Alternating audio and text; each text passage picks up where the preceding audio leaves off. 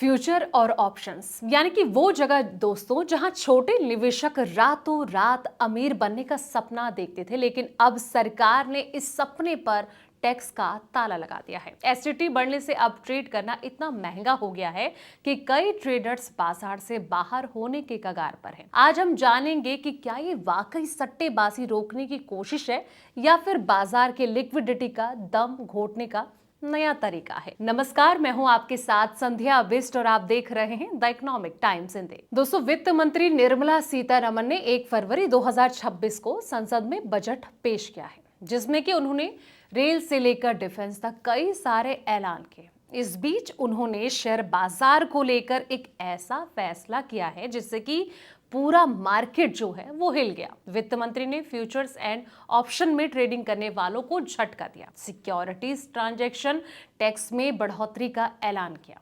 इस ऐलान होते ही भारतीय शेयर बाजार जो है वो भर आकर गिर गया था। निवेशकों को तो नुकसान हुआ ही, लेकिन इसके फैसले से सरकार को भी ज्यादा फायदा नहीं मिलेगा, क्योंकि जो चार्जेस बढ़ने से ट्रेडिंग वॉल्यूम है वो 30% तक कम हो सकता है। वित्त मंत्री ने फ्यूचर्स पर चार्ज को 0.02% से बढ़ाकर 0.05% कर दिया। साथ ही ऑप्शंस प्रीमियम पर एसटीटी चार्ज बढ़ाकर 0.15% कर दिया है। निर्मला सीतारमन की ओर से लिया गया जो फैसला है, मार्केट को रास नहीं आ रहा है दोस्तों, और मार्केट जो है वो बुरी तरह पिट रहा है। इसके बाद इन्वेस्टमेंट टैक्स इंडिया ने भी कुछ आंकड़े जो है वो पेश किए, जिनमें सामने आया कि F&O का जो मार्केट है इंडिया की जीडीपी से 500 गुना बड़ा। ऐसे में 30% का जो वॉल्यूम है वो गिरना नुकसानदायक हो सकता है। एचडीएफसी सिक्योरिटीज के एमडी और साथ ही सीईओ धीरज रैली ने कहा कि F&O में एसटीटी में बढ़ोतरी निश्चित रूप से वॉल्यूम के लिए नेगेटिव है और हो सकता है कि यहां से 20 से लेकर 30% वॉल्यूम में कमी को नकारा नहीं जा सकता है। इससे निश्चित रूप से F&O में मार्केट में जो ट्रांजैक्शन है इसकी लागत पड़ेगी। उन्होंने कहा कि मुझे लगता है कि अब ये जो एसटीटी लागत में काफी बढ़ोतरी के मामले में ताबूत में आखिरी कील है। उनके अनुसार ये जो एक बहुत बड़ी लागत है और इसका जो मार्केट पर असर है वो साफ तौर पर नजर आएगा।